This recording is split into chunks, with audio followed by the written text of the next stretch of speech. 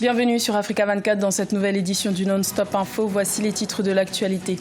La zone de libre-échange continentale africaine est officiellement lancée depuis le 7 juillet. La capitale ghanéenne, Accra, a été désignée pour abriter le siège du secrétariat permanent de la ZLECAf. Le Cameroun reste embourbé dans la crise née du mouvement des séparatistes anglophones depuis fin 2016. La cohésion nationale est mise à mal, ce qui inquiète une partie de la population. Et la recomposition de la commission électorale indépendante ivoirienne, adoptée en projet de loi par le gouvernement, est contestée. L'opposition dénonce un passage en force et réclame une réforme consensuelle. Mais tout d'abord, l'ancien commissaire de la police islamique de Tombouctou, le Malien Mohamed Alassane, a été présenté ce lundi 8 juillet devant la cour préliminaire de la Cour pénale internationale.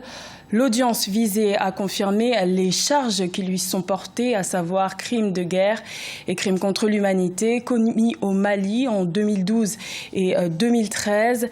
Cet ancien responsable d'Ansar Dine aurait joué un rôle de premier plan dans la commission de crimes. Les audiences se tiendront jusqu'au 16 juillet et la chambre préliminaire devrait statuer sur l'ouverture ou non d'un procès d'ici le 30 septembre. La phase opérationnelle de la zone de libre-échange continentale africaine a été officiellement lancée le 7 juillet à Niamey au Niger. Le Ghana et plus précisément la capitale Accra a été choisie pour abriter le siège du secrétariat permanent de la ZLECAf, dont l'accord a été ratifié par une cinquantaine de pays. Plus de détails dans ce reportage de notre envoyé spécial au Niger, Mokhtar Bari. C'est Accra, la capitale ghanéenne, qui a été désignée pour abriter le siège de la zone de libre-échange continentale ZLECAf, officiellement lancée dimanche 7 juillet 2019 à Niamey au Niger. Adopté et ouvert à la signature le 21 mars 2018 à Kigali, l'accord sur la ZLECAf avait enregistré à l'origine 44 signatures. Un an plus tard, le nombre de signatures est passé à 52. Le Nigeria, qui avait besoin d'un moment de concertation à l'intérieur du pays, à l'intérieur du Nigeria, a signé après ces concertations-là, sans demander quelque concession que ce soit par rapport à la position majoritaire qui a permis d'adopter l'accord. 32 chefs d'État et 37 ministres ont participé à ce grand rendez-vous qui aura été également l'occasion pour le Gabon et la Guinée équatoriale de déposer leurs instruments de ratification.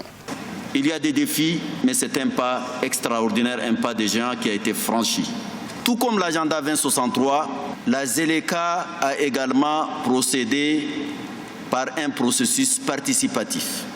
Entrée en vigueur le 30 mai 2019 avec un minimum de 22 ratifications, la ZLECAf devient ainsi le plus grand espace d'échange commercial au monde. Plus qu'une zone de libre-échange, elle est devenue l'un des outils par excellence pour la réalisation de l'intégration en droite ligne des objectifs du traité d'Abuja et des aspirations de l'agenda 2063.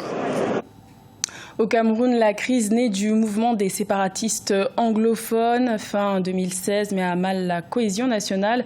Aujourd'hui, la population camerounaise espère la fin de ce conflit, mais jusqu'à présent, aucun dialogue direct n'a été établi entre les acteurs de cette crise, malgré la médiation de la Suisse fin juin 2019. Reportage de notre correspondante Viviane Bauken.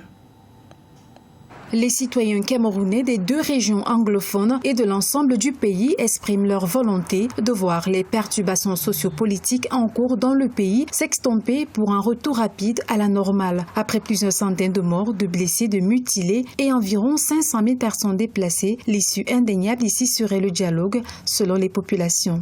Les anglophones voulaient un pré-dialogue, une concertation avant ce dialogue national. Ce n'était pas approuvé par le gouvernement. Le gouvernement dit qu'ils sont en train de préparer un. Bon, on attend. Et j'espère qu'on ne va pas attendre ad infinitum. Ça veut dire qu'on ne va pas attendre pour toujours. Parce que cette situation a trop duré et cause un grand tort au pays, au Cameroun. Nous sommes tous Camerounais. Même ceux qui disent qu'ils sont ambazoniens, c'est pas vrai. Ils racontent n'importe quoi, mais Nous sommes Camerounais, il faut trouver une solution entre Camerounais. Avec près de 80% des établissements scolaires fermés et une chute drastique des recettes fiscales et douanières, les citoyens rencontrés dans les rues de Yaoundé invitent à la table des discussions les différentes parties prenantes. C'est le dialogue et encore le dialogue. Parce que sans dialogue, on ne pourra pas trouver une sortie de crise.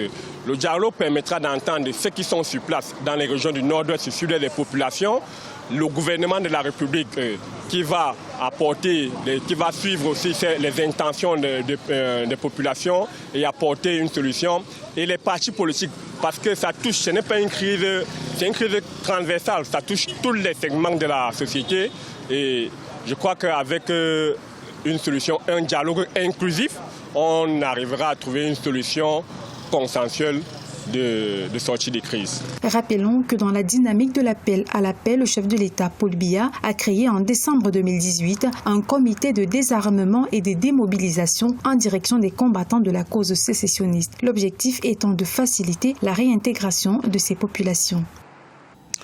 En Côte d'Ivoire, l'opposition et la société civile ont tenu un meeting le 6 juillet à Anono, un village de la commune de Cocody. Objectif contester le projet de recomposition de la commission électorale indépendante adopté le 3 juillet par le gouvernement et réclamer une réforme consensuelle. Reportage de notre correspondant Olivier Conin. La plupart des partis politiques de l'opposition et des organisations de la société civile ivoirienne rejettent le projet du gouvernement de recomposer la CEI, Commission électorale indépendante. Ils estiment qu'il faut une véritable réforme, comme ils l'ont rappelé samedi 6 juillet 2019 lors d'un meeting au stade d'Anono dans la commune de Cocody. Ils ont également réclamé la gratuité de la carte nationale d'identité dont le coût a été fixé à 5 000 francs CFA par le gouvernement. Avec la crise, il se trouve qu'il y a des registres de l'état civil qui ont été détruits. Donc pour refaire la carte d'identité, il ne s'agit pas seulement de débourser les 5 000. Il y a beaucoup d'autres pièces à faire avant qui sont coûteuses. Nous demandons la réouverture des négociations pour la réforme de la CEI. La CEI qui a été imposée par le gouvernement ne convient pas à la majorité de l'opposition et à la majorité de la société civile parce que les négociations n'ont pas été inclusives comme annoncé au départ. Ces revendications ne sont pas portées par toute l'opposition ivoirienne. Le GPP, Groupement des partenaires politiques pour la paix, coalition de 13 partis, soutient le projet du gouvernement. Nous avons participé à toutes les réunions. Nous avons fait nos propositions. Et d'ailleurs, nous avons retrouvé nos propositions dans le rapport final. Si c'est pour cette raison qu'on nous taxe de travailler avec le gouvernement, et nous travaillerons avec le gouvernement pour faire la CEI, mais quand ça ne va pas, évidemment, on dira que ça ne va pas au gouvernement. Au lendemain de la manifestation du 6 juillet, le président du Rassemblement pour la Côte d'Ivoire, Bamba Mouriféré, aura été interpellé par la police, selon le secrétaire général de son parti. L'opposition entend continuer à maintenir la pression sur le gouvernement en appelant à un autre rassemblement le 15 juillet 2019. L'Afrique doit créer 20 millions d'emplois par an pendant 20 ans pour absorber les nouveaux arrivants sur les marchés du travail, selon les bailleurs de fonds internationaux.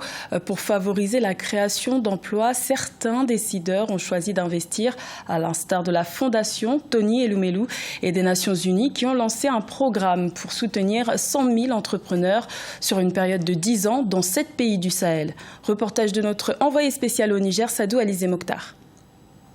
À cette signature de convention, la Fondation Tony Elumelu et le Programme des Nations Unies pour le développement formera et apportera un soutien financier aux jeunes entrepreneurs africains en vue de la réalisation des objectifs de développement durable ODD. Ce programme d'entrepreneuriat des jeunes, Sahel TEF-PNUD, a été lancé en marge du Forum des affaires de la zone de libre-échange continentale africaine, une initiative en faveur de 100 000 jeunes entrepreneurs de la région du Sahel. L'objectif est de les aider à devenir entrepreneurs, leur donner une opportunité économique, les aider à devenir des entrepreneurs talentueux pour qu'à l'avenir, ils nous aident à atteindre ce but de cette zone de libre-échange. Lancé en 2015, le programme est né de l'engagement de la Fondation à investir au cours d'une décennie 100 millions de dollars pour identifier, former, encadrer et financer 100 000 entrepreneurs africains dans le cadre du programme Tony Elumelu Entrepreneurship. Il en va de l'autonomisation économique de nos citoyens. Il faut donner de l'espoir économique à nos jeunes Africains. Il faut avant tout lutter contre la pauvreté. Il s'agit de créer des emplois que nous avons tant besoin en Afrique. Ce partenariat cible les jeunes Africains des communautés sous-desservies, à commencer par le Sahel, une région avec une population estimée à 194 millions de personnes âgées de moins de 25 ans. Dans le reste de l'actualité, les 8e de finale de la CAN 2019 de football sont arrivés à leur terme ce lundi 8 juillet en Égypte. La Côte d'Ivoire s'est imposée 1-0 face au Mali, malgré une large domination malienne durant le match. Et la Tunisie l'a emporté face au Ghana après une séance de tirs au but, suite à un match qui s'est soldé sur un score de 1-1. Les analyses de ces rencontres et les affiches des quarts de finale sont à suivre dans l'émission spéciale CAN 2019 de football, qui vous sera présenté par notre journaliste sportif José Douglas à 10h GMT. C'était le journal de la rédaction. Merci de l'avoir suivi. L'information continue sur Africa 24.